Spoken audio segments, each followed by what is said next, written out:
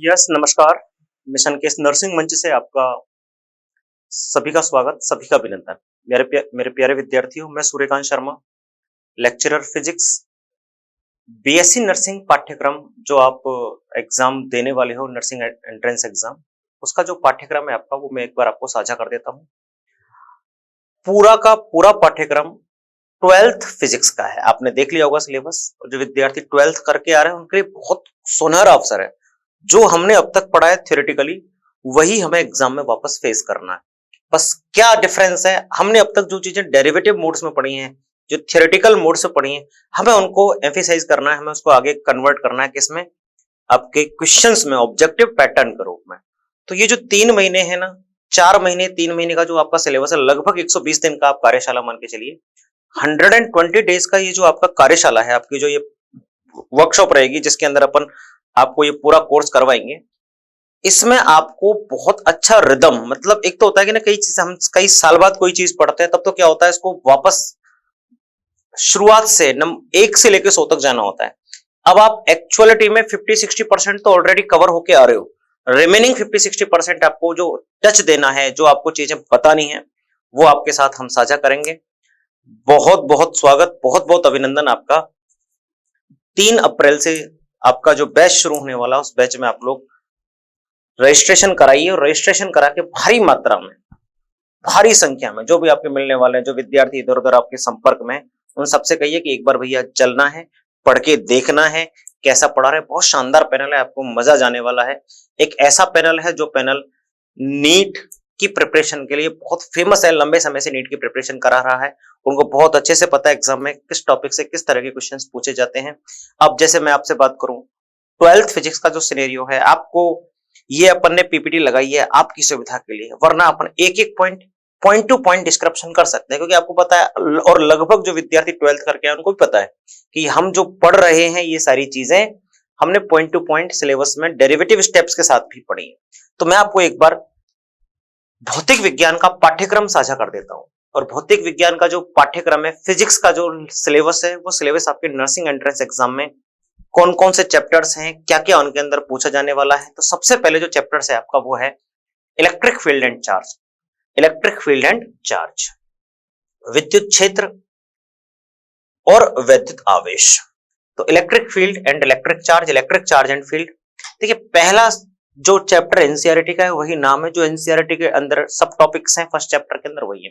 क्या क्या है मैं आपको ऐसे बोल के बता देता हूं, आप सुन लीजिए, फिर एक बार पढ़ लेंगे। सबसे पहले आप मुझे बताइए, आवेश क्या है। आवेश के गुणधर्म आपको पता लगाने, आवेशीकरण की विधियां आपको बतानी है, चालन, संवहन, विकिरण, ये सब विधियां हैं, ये आपको बतानी है। उसके बाद आपको कूलाम का नियम बताना है, कूलाम के नियम के अनुप्रयोग, एप्लीकेशंस पे जाना है, किस किस तरह के कैसे क्वेश्चंस बनते हैं, वहां क्वेश्चंस अध्यारोपण सिद्धांत से बहुत जोरदार क्वेश्चन बनेंगे। उसके बाद विद्युत बल रेखाएं क्या है, विद्युत फ्लक्स क्या है, विद्युत फ्लक्स, गॉस की एप्लीकेशंस क्या है, गॉस की एप्लीकेशंस के अनुप्रयोग क्या है, सतत आवेश वितरण क्या है, रेखीय आवेश वितरण क्या है, पृष्ठीय आवेश वितरण क्या है, आयतनीय आवेश वितरण क्या है। इस सारे टॉपिक्स पे हमको डिस्कस करना है चैप्टर नंबर 1 में। और हमारा, मैंने क्या कहा, इस बार जो पढ़ाई होने वाली है वो बस ऐसी है कि आपको टॉपिक पढ़ा, टॉपिक के साथ आपको तुरंत लगे हाथ 7-8 न्यूमेरिकल, लगे हाथ 7-8 ऑब्जेक्टिव, हर टॉपिक के साथ 8-8 10-10 ऑब्जेक्टिव। आपको चैप्टर होते होते आप देखोगे 40-50 ऑब्जेक्टिव आपके साथ जा चुके हैं। सारे वही होंगे जो है परीक्षाओं में आपसे नियमित रूप से पूछे जाते हैं। चलिए, विद्युत आवेश, चालक तथा विद्युत रोधी, प्रेरण द्वारा आवेशन, विद्युत आवेश के मूल गुण, कूलाम नियम, बहुल आवेशों के बीच बल, इसका मतलब अध्यारोपण सिद्धांत है। ये क्या है भैया, ये अध्यारोपण सिद्धांत है, ये वाला, ये अध्यारोपण सिद्धांत है। क्लियर।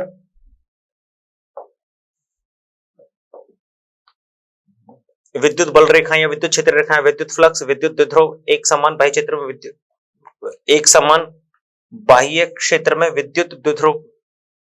कुल मिला के आपको बताना है tau is equal to p sine theta निकालना होता है। समझ गए होंगे मेरी बात। सतत आवेश वितरण, गाउस का नियम, गाउस के नियम के अनुप्रयोग। गाउस के नियम के अनुप्रयोग आपको 3 जो है एनसीईआरटी के अंदर दे रखे हैं।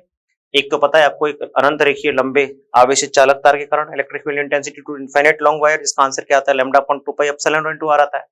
उसके बाद सेकंड कौन सा है, आपको एक शीट के कारण क्या है, सिग्मा अपॉन एप्सिलॉन नॉट और 2 एप्सिलॉन नॉट, एक कंडक्टिंग के लिए एक non conducting, non conducting 2 epsilon not, conducting epsilon not. और तीसरा कौन सा है आपका, एक गोले के कारण 3 बिंदुओं पे सतह के अंदर तो 0 मिलता है, सरफेस पे के क्यू अपॉन आर, और बाहर के क्यू, सरफेस पे के क्यू अपॉन आर स्क्वायर और बाहर के q upon small r square. R क्या है? डिस्टेंस, और एक बार क्या बनेगी? रेडियस। सरफेस पे रेडियस बन जाएगी। ये आपका पहला टॉपिक है, पहला जो चैप्टर है। दूसरे चैप्टर की अगर मैं आपसे बात करूं, ये है आपका, है तो इलेक्ट्रोस्टैटिक्स ही, लेकिन ये पोटेंशियल वाला पार्ट बताएगा। पहले में हमने आवेश देखा, दूसरे में विभव और विभव से संबंधित अनुप्रयोग, इसका मतलब कैपेसिटर या संधारित्र के बारे में बात करने वाले। विद्युत विभव क्या है?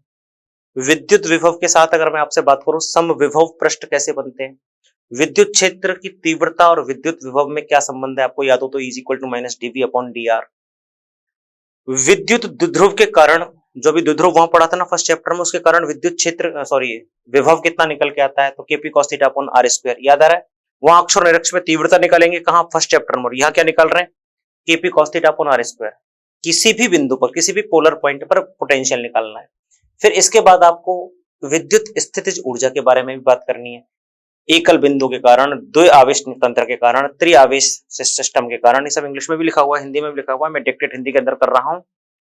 कोई विद्यार्थी ऐसे हो सर हम इंग्लिश मीडियम से, आपको कोई टेंशन लेने की जरूरत नहीं है। All faculties are as much comfort in also English medium, कहीं दिक्कत नहीं है, सब इंग्लिश मीडियम हिंदी मीडियम में सब कंफर्ट है। आपको बस अच्छे से प्रिपरेशन करनी है ना, दोनों तरह के बैच आपके लिए उपलब्ध रहेंगे।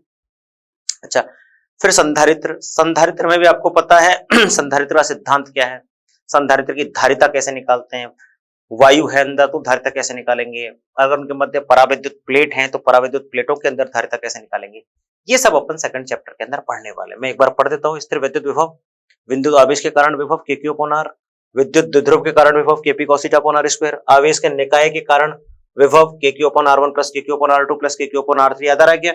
आवेशों के निकाय की स्थितिज ऊर्जा, समझ रहे हो ना? बाह्य विद्युत स्थितिज ऊर्जा क्या होगी? Kq1 Q2 अपॉन r, दो के लिए ऐसे एड ऑन करते जाओ, n into n minus 1 pair, n into n minus 1 upon 2 pair निकाल लो, पेयर एड ऑन कर दो।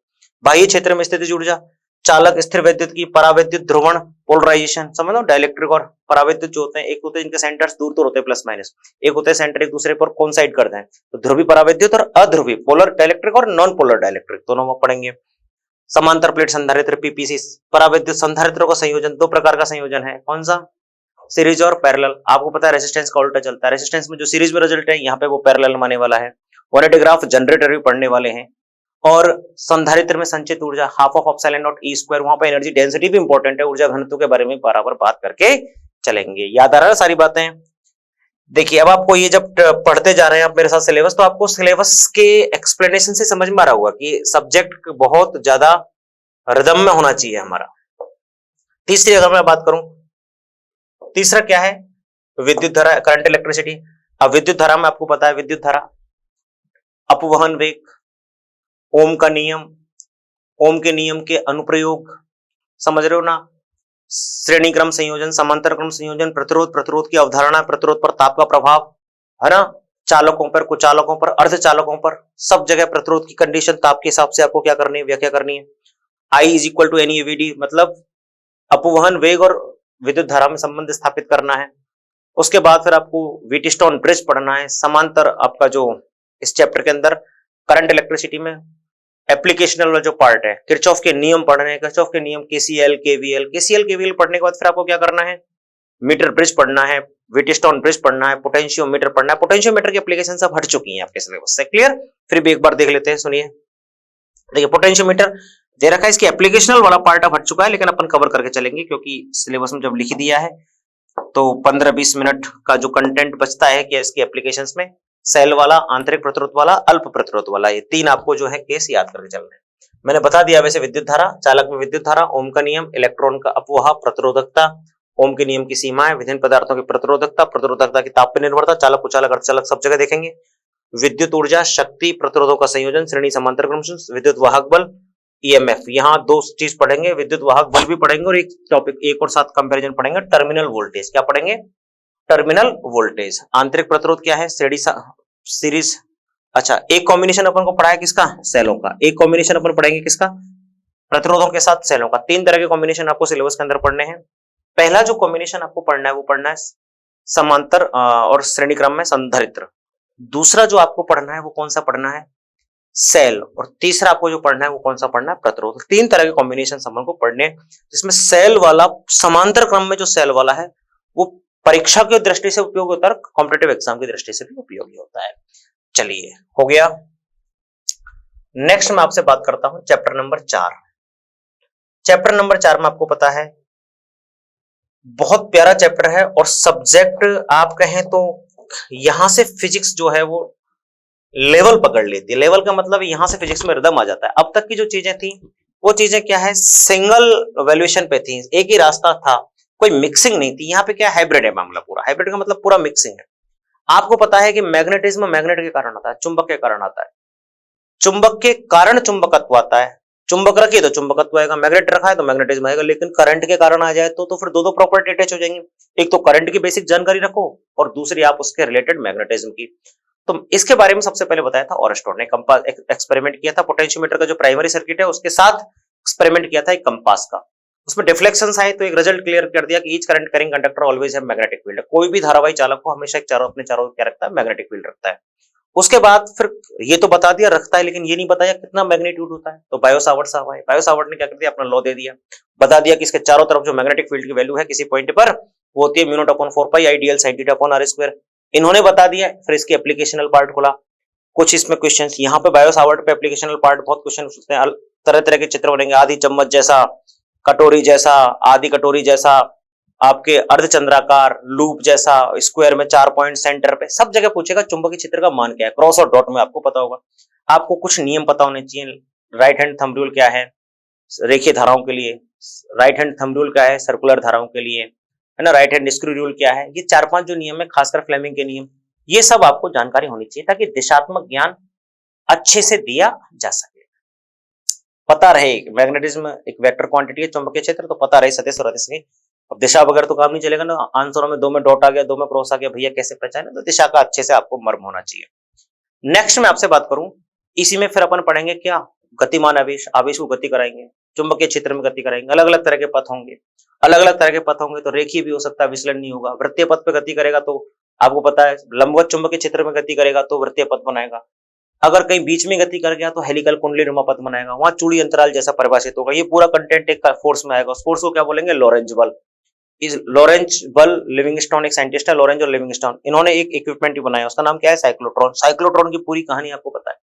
डी जैसे मटेरियल होते हैं, डी जैसे शेप होती है, बीच में परीक्षित धनायन रख देते हैं। वो क्या करता है, नाभिकीय रिएक्शंस करने के लिए अपने आप को एक्सेलरेट करना है। 2 तरह के क्षेत्र है, लंबवत चुंबकीय क्षेत्र, परपेंडिकुलर मैग्नेटिक फील्ड, एक ऑल्टरनेट एसी, ये अपन कहें AC field. AC and magnetic field both are act simultaneously, दोनों एक साथ काम करते हैं। एक का काम गोल गोल घुमाना, एक का काम ऐसे करके। तो ये पूरा का पूरा सेक्शन। फिर अपन एम्पियर्स लॉ, सोलेनॉइड, टोरेनॉइड, एक परिनल का और एक क्या बोलेंगे परिनल के बाद आपका टोरॉइड, इनके बारे में जानकारी और युग्मन देखेंगे कुंडलियों का। ये इस चैप्टर का पूरा पूरा सार है। मैं एक बार आपको पढ़ के बता देता हूं, चूंकि पढ़ाते रहते हैं तो हमें तो समझ रहे हो, और आपको भी इतना पढ़ चुके आप बोर्ड के एग्जाम दियो तो आपको भी इसी कंडीशन में होंगे फिलहाल तो आप भी, कि आपको अच्छे से पता होगा टॉपिक में क्या क्या है। चुंबकीय बल, चुंबकीय क्षेत्र में गति, संयुक्त विद्युत चुंबकीय क्षेत्र में गति, विद्युत धारा अवयव के कारण चुंबकीय क्षेत्र, बायो सावर्ट का नियम, और स्टोर्ड का एक्सपेरिमेंट है। यहाँ पे विद्युत धारावाही पाश के कारण चुंबकीय क्षेत्र, mu not I upon 2r, mu not an I A square upon 2a square plus x square की होल पावर 3/2। ये क्या है, अक्षीय चुंबकीय क्षेत्र, है ना। एम्पियर का परपथीय नियम, परिनल का, टोरॉइड, दो समांतर धारावाही चालक तारों के बीच में बल। यहाँ पर 1 एम्पियर की परिभाषा आपको याद हो तो आती है। 1 एम्पियर की परिभाषा कौन सी है, तो समांतर धारावाही चालकों में चालक तार यदि निर्वात में 1 मीटर की दूरी पर रखूं, यदि एक के कारण दूसरे कारण पहले पर लगने वाले विद्युत बल का मान 2 गुणा 10 की घात -7 न्यूटन हो, तो उन चालकों में प्रवाहित होने वाली धारा का मान कितना होता है, 1 एम्पियर होता है। ये सब बातें इसके अंदर पढ़ी हैं हमने। बलाघूर्ण, चुंबकीय द्विध्रुव, चल कुंडली गैल्वेनोमीटर, सस्पेंशन गैल्वेनोमीटर, उसमें 2 तरह के टॉर्क पढ़ेंगे। एक कंट्रोलिंग टॉर्क जो उसको सुई को वापस लाएगा, एक डिफ्लेक्टिंग टॉर्क जो ले जाएगा। डिफ्लेक्टिंग टॉर्क की वैल्यू क्या होती है, NIAB sin थीटा, इसकी वैल्यू क्या होती है, CI। NIAB sin थीटा इज इक्वल टू क्या करना होता है, C phi। ये आपका क्या होता है, sin थीटा sin 90 हो जाता है रेडियल मैग्नेटिक फील्ड के कारण। वहां से अपन सेंसिटिविटी भी कैलकुलेट कर लेते हैं। बोले सर चिंता मत करो आप लोग, बस एक बार मैं क्या कह रहा हूं, आपका सिलेक्शन कराना ही हमारी प्रायोरिटी है। बहुत आसानी से आपको हंसते खेलते सिलेक्शन करा देंगे। आप 3 अप्रैल से पधारिए संस्था में। 3 अप्रैल से एक बार देखिए कि क्या हम सब्जेक्ट पढ़ने के बाद और हमें कहीं ऐसा लग रहा है कि हम लैक में हैं, आपको निश्चित रूप से 2 दिन की क्लास आप जब तीनों टीचर्स के लिए लोगे, यकीन मानिए मेरे साथ जो बायोलॉजी के फैकल्टी हैं वो हैं जेपी गोस्वामी सर, और केमिस्ट्री की फैकल्टी हैं राहुल गुप्ता जी। दोनों ही अल्टीमेट टीचर हैं, केमिस्ट्री के अपने आप में अल्टीमेट टीचर, बायोलॉजी के अपने आप में अल्टीमेट टीचर। मैं फिजिक्स सेगमेंट में आपके साथ हूँ ही। तीनों की तीनों फैकल्टी ऐसी हैं जिनको आप आधी रात नींद में 2 बजे फोन करके भी पूछ लोगे सर फलाने क्वेश्चन का आंसर क्या है, तो आपको तुरंत की तुरंत रिप्लाई मिलने वाला है। लैग नहीं होगा कि सर 10 में बताऊंगा, वो काम नहीं है। तो इस लेवल पे जो टीचर्स नीट की प्रिपरेशन में अग्रणी रहे हैं, तो खासकर नीट जेई, अब आपका बायोलॉजी वाला सेक्शन है तो नीट वाला हो गया, बाकी फिजिक्स केमिस्ट्री तो जेई में भी आते हैं। तो ये सब पोर्शन आपका बहुत अच्छे से हैंडल करने वाले टीचर हैं। निश्चित रूप से आपको बिल्कुल शंकित होने की जरूरत नहीं है। आपको जब सिलेबस एक्सप्लेन करेंगे ना टीचर, वहीं आपको उनको समझ में आ जाएगा कि सिलेबस एक्सप्लेन करने में ऐसे देख देख के कोई नहीं, ये सबको पता है, यूं टिप्स पे सबको पढ़ाते पढ़ाते चीजें क्लियर। चलिए नेक्स्ट मैं आपसे बात करूं चुंबकत्व एवं द्रव्य। अब चुंबकत्व एवं द्रव्य में आपको पता है सबसे पहले चुंबक कितने प्रकार के, आर्टिफिशियल, नेचुरल, आर्टिफिशियल। आर्टिफिशियल फिर 2 टाइप के, परमानेंट और टेम्परेरी, वो सब पढ़ना है। क्षण चुंबक के गुणधर्म पढ़ने हैं, चुंबकत्व की गुणधर्म, चुंबक के बल रेखाएं, चुंबकत्व बल रेखाओं के गुणधर्म, क्यों नहीं काटती, क्या क्या उसके और अदर जो है उसकी प्रॉपर्टीज है। रिमेनिंग अगर मैं बात करूं इसके बाद नेक्स्ट सुनना, चुंबकत्व में आपको सबसे पहले 3 तरह का मटेरियल्स पढ़ने हैं। 3 तरह के कौन कौन से, प्रतिचुंबकीय, अनुचुंबकीय, लोह चुंबकीय, पैरा, फेरो, डायामैग्नेटिक मटेरियल्स। इनके बारे में चर्चा करके आपको विभिन्न चुंबकीय गुण पढ़ने हैं। विभिन्न चुंबकत्व के गुण कौन कौन से हैं, चुंबकीय प्रवृत्ति, समझ लो ना, चुंबकन, विचुंबकन, ये सब आपको अच्छे से पता होना चाहिए। एक आपको रिलेशन याद रखना है कि chi is equal to mu r is equal to 1 plus chi, ये रिलेशन आपको याद रखना है। चुंबकीय क्या है, मैग्नेटिक ससेप्टिबिलिटी, चुंबकीय प्रवृत्ति, वो सब आपको यहाँ पढ़ना है। चुंबकीय शैथिल्य क्या है, हिस्टेरिसिस का कर्व क्या होता है, प्रति सेकंड होने वाली ऊर्जा चक्र में कितनी हानि हो रही है, एनएवी जिसकी वैल्यू आती है, सब आपको कैलकुलेट करना है। क्लियर। ये इस चैप्टर का पूरे का क्या है मर्म है, जो मैंने बोल के सुना दिया, एक एक करके देख लेते हैं। क्षण चुंबक, चुंबकत्व, चुंबकत्व में गाउस का नियम, भूचुंबकत्व, चुंबकीकरण, चुंबकीय तीव्रता, पदार्थों के चुंबकीय गुण, स्थायी चुंबक एवं विद्युत चुंबक। यहां मैं थोड़ा सा ज्यादा बोल गया। ज्यादा बोलने का मतलब है मैंने आपको जो एलिब्रेशन करा दिया मैग्नेटिज्म में पीक लेवल पे करा दिया, जो नीट और जेई में पढ़ाते हैं। लेकिन मैं आपसे कह रहा हूँ हिस्टेरिसिस हम फिर भी पढ़ के चलेंगे, इस सिलेबस के अलावा हिस्टेरिसिस एक्सेस पढ़ के चलेंगे, क्योंकि क्वेश्चंस वहां से लगातार पूछे जाते हैं। मैग्नेटिज्म का पीक है, ये चैप्टर आपका सिलेबस में आपको फायदा हुआ है। इस चैप्टर में छूट कम कर दिया है चैप्टर, क्योंकि अभी एनसीईआरटी में भी क्या है आपको पता है, रिडक्शंस हुए इस साल, तो उसी बिहाफ ऑफ ये रिडक्शंस आपको यहाँ पे भी देखने को मिल रहे हैं। नेक्स्ट है फैराडे के विद्युत चुंबकीय, मोस्ट इंपॉर्टेंट टॉपिक है, मोस्ट इंपॉर्टेंट टॉपिक और मोस्ट कंसेप्चुअल टॉपिक। इस टॉपिक की एक बात है, ये समझ में आए तो पूरा टॉपिक 10 मिनट का है, लेकिन 10 मिनट सीधा समझ में नहीं आएगी, 10 ही मिनट में समझा दो। एक बार अगर आपको ढंग से समझ में आ गया तो हमेशा के लिए 10-10 मिनट का चैप्टर हो जाएगा। और अगर एक बार समझ में नहीं आया तो उसको हो सकता है 2 साल पढ़ते रहो, 3 साल पढ़ते रहो, इसमें हिसाब नहीं बैठता, क्योंकि इसमें पूरा क्या है, डायरेक्शंस का खेल है। और डायरेक्शंस के साथ प्रेरित धारा की दिशा, और उसमें भी फ्लेमिंग के नियम चलते हैं, कभी राइट कभी लेफ्ट। प्रेरित धारा की दिशा निकालनी है राइट धारा, बल की दिशा निकालनी है लेफ्ट। तो आपको सारी जानकारी होनी चाहिए कि कौन सा कैसे। एक बार के लिए इसकी स्टोरी क्लियर हो जाए तो कहानी समझ में आ जाएगी। है क्या इसके अंदर, आप हो गए माइकल फैराडे के विद्युत चुंबकीय प्रेरण के नियम में, माइकल फैराडे के साथ फिर फ्लेमिंग अटैच हो जाएगा, फ्लेमिंग के साथ फिर लेंज अटैच हो जाएगा। लेंज विरोध की भावना को बताएगा। विरोध ऐसा ही नहीं है कि सिर्फ दिशा का हो, वो प्रकृति का होता है कि कोई अगर वैल्यू बढ़ रही है तो बढ़ने नहीं देगा, कोई वैल्यू घट रही है तो घटने नहीं देगा, ये उसका क्या है, सिग्निफिकेंस रहेगा। फिर यहाँ पे आपको 2 विशेष टर्म जो परीक्षाओं के लिहाज से खासा इंपॉर्टेंट और ट्रांसफॉर्मर जिस सिद्धांत पे काम करता है, न्यून प्रेरण स्वप्रेरण, सेल्फ इंडक्शन और म्यूचुअल इंडक्शन, ये 2 प्रॉपर्टीज आपको अच्छे से पढ़नी है। और एक आपको टॉपिक पता है जब फ्लक्स है, मैंने आपसे क्या कहा, इससे पहले वाले चैप्टरों में था करंट के कारण मैग्नेटिक फील्ड, और फ्लक्स बोल रहा हूं इसको। अब आएगा फ्लक्स के कारण नई करंट, फ्लक्स के कारण नई करंट, इसको बोलते हैं इंड्यूस्ड करंट। इंड्यूस्ड करंट एक चैप्टर ये था, जो चौथा चैप्टर है, और 5वां चैप्टर में कहानी ये चलेगी, ये वाली। ये का मतलब फाई है तो आई है, इसका मतलब मैग्नेटिक फ्लक्स जो क्रिएट हो रहा है उसके कारण भी नया करंट डेवलप हो सकता है अगर आप रिलेटिव मोशन करा दोगे कंडक्टर के। तो फैराडे का लॉ इसी बात में पूरी व्याख्या करता है। और मैं जब आपको पढ़ाऊंगा तो ये बताऊंगा क्यों माइकल फैराडे को फादर ऑफ इलेक्ट्रिसिटी कहा जाता है, ऐसी क्या विशेषताएं थी वहां बंदे के पास। गतिक विद्युत वाहक बल आपको E इक्वल टू VBL जो है वो पढ़ना है। ऊर्जा एक लेंज का मतलब लेंज का एनर्जी, ये जो है ना, इस टॉपिक से मत घबराना। ऊर्जा एक दृष्टि परिमाणात्मक अध्ययन, इसका मतलब है लेंज का एनर्जी कंजर्वेशन लॉ समझाना है आपको। और प्रेरकत्व, भंवर धारा, एंटी करंट है, एंटी करंट के कुछ एप्लीकेशन है, ट्रेन की ब्रेकिंग कैसे करते हैं, मैग्नेटिक रिटार्डेशन कैसे करते हैं, कोई भी चीज को गलाते कैसे हैं, ऐसे जो आपकी कौन सी भट्टी होती है, वात्या भट्टी, प्रेरण भट्टी, इंडक्शन फर्नेस होते हैं, वहां इसका यूज भी करते हैं। चलिए प्यारे विद्यार्थियों, जनरेटर तो आप जानते ही हो, एसी जनित्र। नेक्स्ट जो चैप्टर है हमारा वो है प्रत्यावर्ती धारा। प्रत्यावर्ती धारा अपने आप में अनूठा और अपने आप में कॉम्प्लिकेटेड चैप्टर है। समझ में आ जाए तो पार, नहीं समझ में आ जाए तो इधर पार। दो ही रास्ते हैं इसमें, दो रास्ते। अब आपको पता है हम दूसरे रास्ते पे, इधर वाले पे तो रहेंगे कि पार नहीं, हमें तो इधर रास्ते पे। एसी के अंदर क्वेश्चंस की वैरायटी अच्छी है, लेकिन एसी के अंदर एक बात है, समझ में आ जाए तो प्रश्न किसी भी लेवल का हो, चाहे एडवांस का प्रश्न हो, गलत नहीं होगा, लेकिन समझ में आ जाए तो। नहीं समझ में आए तो सरल से सरल नहीं। एसी के अंदर क्या है, प्रत्यावर्ती धारा क्या है, दिष्ट धारा, प्रत्यावर्ती धारा में अंतर क्या है। फिर है इसमें मेन सर्किट विश्लेषण। सर्किट विश्लेषण में आपको कुछ टर्म पता होनी है, फेज क्या होता है, फेज डिफरेंस क्या होता है, कलांतर क्या है, कला कोण क्या होते हैं, ओमेगा किसको बोलते हैं, ओमेगा टी क्या एंगल की वैल्यू बताता है। ये कुछ बेसिक टर्मिनोलॉजी। प्रतिबाधा क्या है, इंपिडेंस किसे कहते हैं, एडमिटेंस कहते हैं, किसे कहते हैं, प्रवेशता, प्रतिबाधा, एडमिटेंस और इंपिडेंस में क्या डिफरेंस है।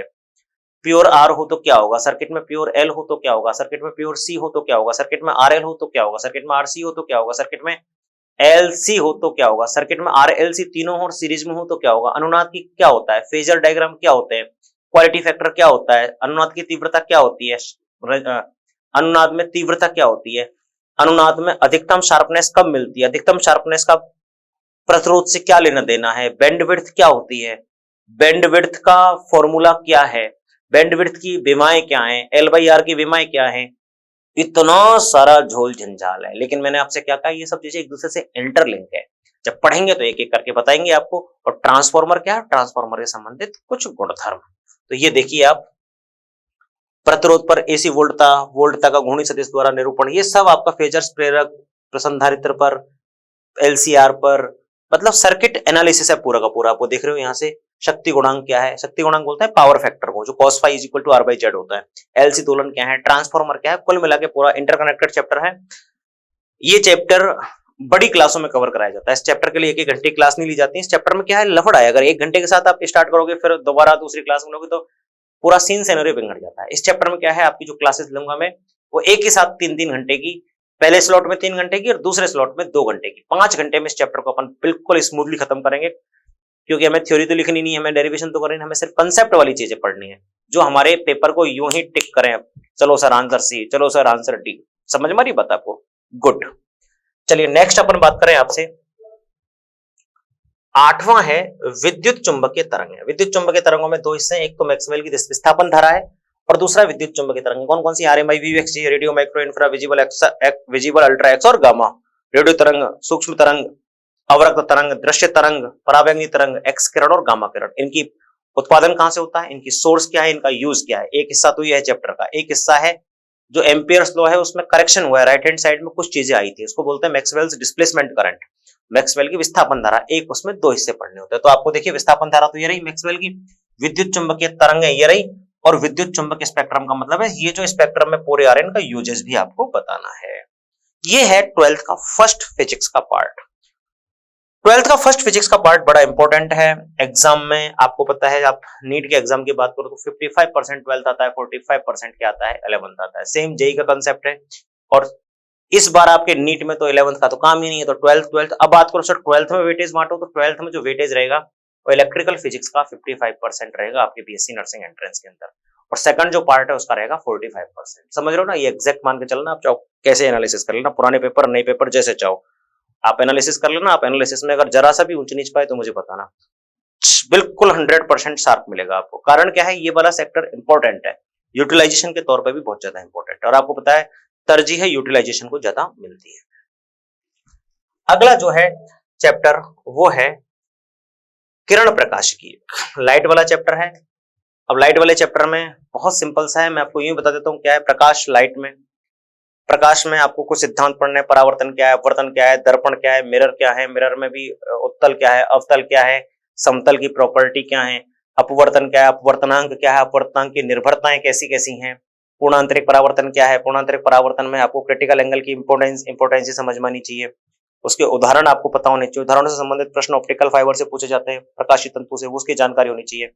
प्रकाशित, फिर आपको इंद्रधनुष का बनना पता होना चाहिए। इंद्रधनुष के बनने के बाद आपको प्रकीर्णन का पता होना चाहिए, प्रकीर्णन कैसा होता है। ये जनरल टॉपिक है, बहुत इंपॉर्टेंट है आपको।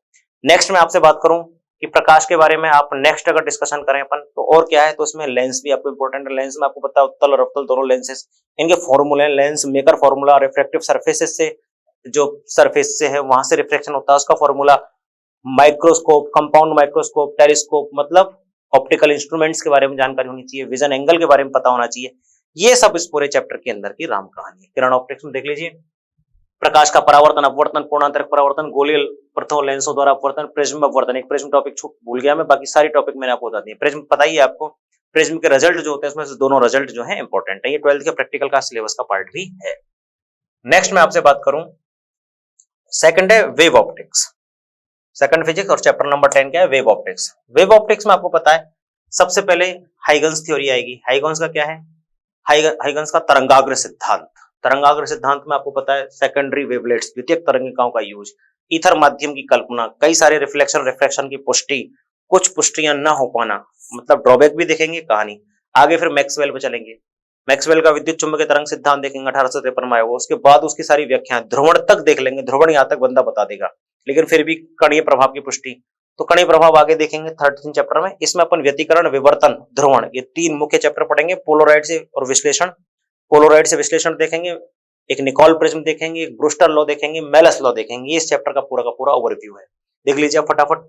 हाइगन का तरंग सिद्धांत, सिद्धांत का उपयोग, समतल तरंगों का अपवर्तन परावर्तन, तरंग कला संबद्ध प्रकाश का तरंग व्यतिकरण, यंग का प्रयोग, विवर्तन और ध्रुवण। ध्रुवण के अंदर ही वो पोलराइड वगैरह आ जाएगा आपको जो मैंने बोला है। नेक्स्ट मैं आपसे बात करूं, अगला है ड्वेल नेचर ऑफ लाइट, प्रकाश की द्वैत प्रकृति। द्वैत प्रकृति में आपको पता है इसमें कौन है, फोटो इलेक्ट्रिक इफेक्ट आने वाला है।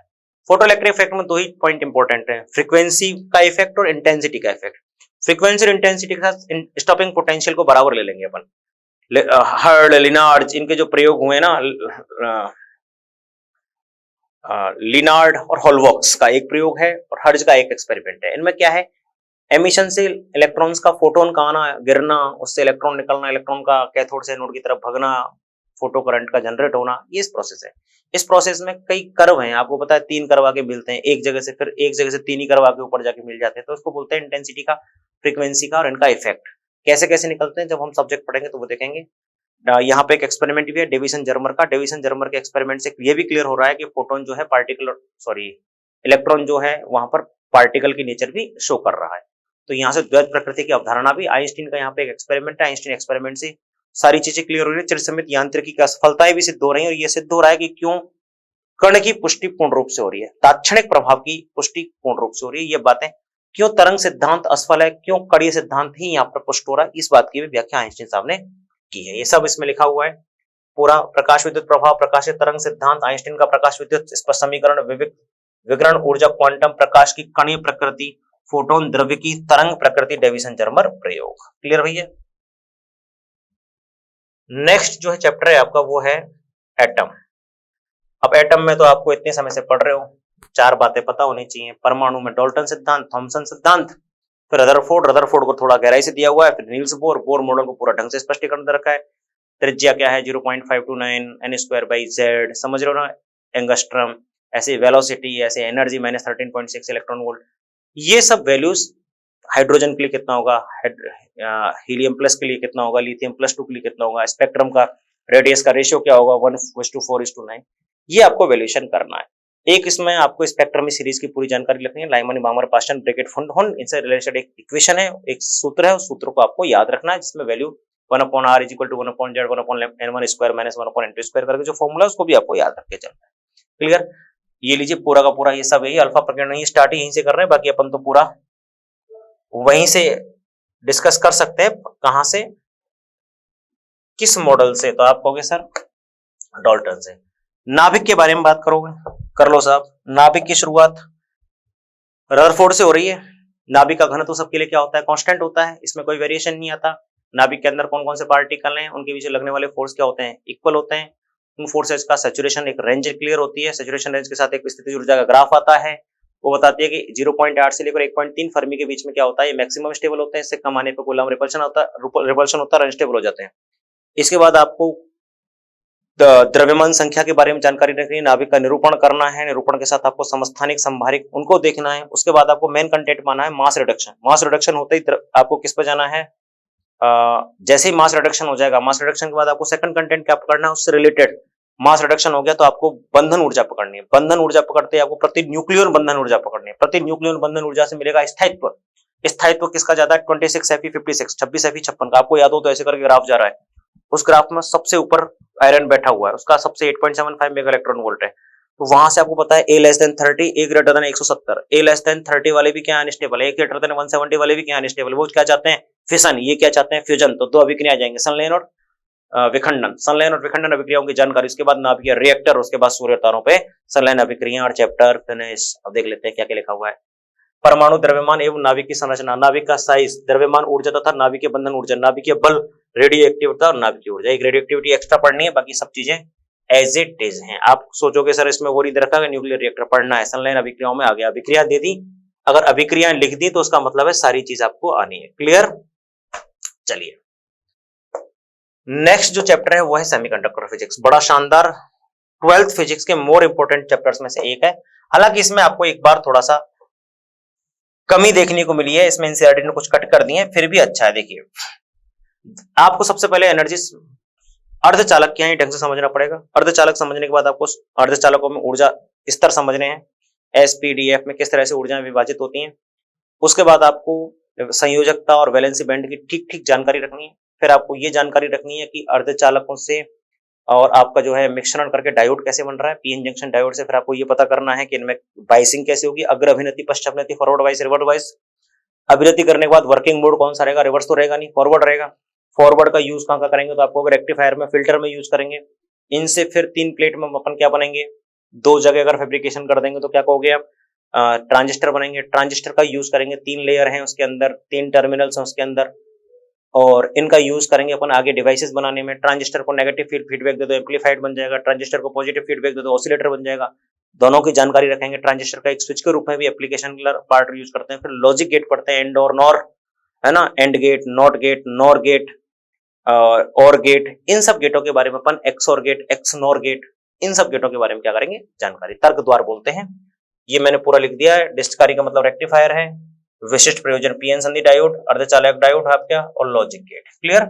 यहाँ पे आपके ट्रांजिस्टर की एप्लीकेशन छोड़ रखी है, हम सीधे रिजल्ट लिखेंगे वहां पे। क्लियर? उस समय ये देखिए मेरी बात, ये आपका जो है वो तो फिर प्रैक्टिकल सेशनल वाला पार्ट है। ये आपका जो सिलेबस है, ये सिलेबस आपका बीएससी नर्सिंग एंट्रेंस एग्जाम का रहने वाला है। मैं आपसे सिर्फ इतना सा कहना चाहता हूं कि आपको 3 अप्रैल को एक बार आइए, आप लोग आके देखिए एक बार टीचरों का। आपको टीचरों को मैंने आपको सिलेबस एक्सप्लेन करना है। अगर आप समझदार हैं तो आपको सिलेबस एक्सप्लेन करने के तरीके से ही पता चल जाना चाहिए कि सर का सब्जेक्ट पे क्या रिदम रहा होगा।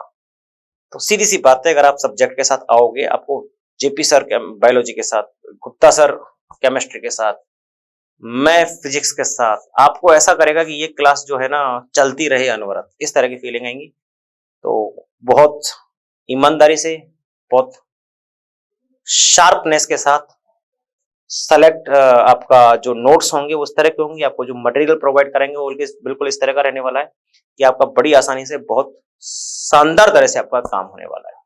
आपको ऐसा लगेगा नहीं, पेपर देने से पहले पता होगा कि मेरा पेपर के अंदर सरकारी कॉलेज में चयन आराम से हो जाएगा। इतना आपको फील, इतना आपको कंफर्ट आ जाएगा। तो चलिए मैं यहाँ विराम देता हूँ और हम आपसे वापस रूबरू होंगे अप्रैल 3 को, और आपकी कौन सी क्लास में? ऑफलाइन क्लास में। तब तक के लिए बहुत बहुत नमस्कार, बहुत बहुत धन्यवाद।